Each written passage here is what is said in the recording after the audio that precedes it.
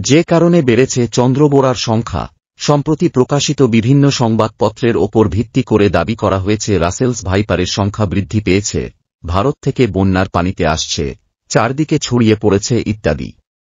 পাশাপাশি কেউ কেউ দাবি করেছেন এ সাপ নাকি বাংলাদেশ থেকে বিলুপ্ত হয়ে গিয়েছিল। অথচ সম্প্রতি চন্দ্রবোড়ার সংখ্যা বাড়ার পেছনে রয়েছে অন্য কারণ। এই বাড়ার মূলে রয়েছে আমাদের দীর্ঘদিনের বন্যপ্রাণী নিধন। 2000 সালে IUCN বাংলাদেশ প্রকাশিত তথ্যমতে বাংলাদেশে রাসেলস ভাইপারের অবস্থা ছিল মহাবিপন্ন। 2015 সালের তথ্য অনুযায়ী এ সাপ হুমকির কাছাকাছি। তার মানে বাংলাদেশ থেকে কখনোই এই সাপ বিলুপ্ত হয়নি।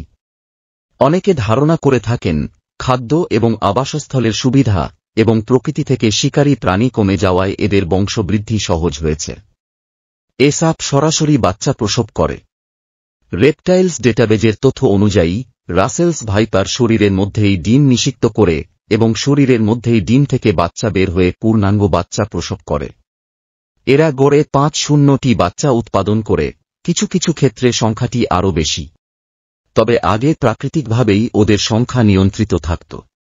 মাংসাশী প্রাণী যেমন শিয়াল, বনবিড়াল, বেজি, মেছোবাঘ, গুইসাপ, শঙ্খিনী সাপ, কেউটে সাপ, বিভিন্ন শিকারী পাখি যেমন তিলা, নাগ, ঈগল, বক, মদনটাক, কাস্তেচড়া, পেঁচা এই সাপের বাচ্চা ও পূর্ণাঙ্গ সাপ খেয়ে এদের সংখ্যা নিয়ন্ত্রণে রাখত।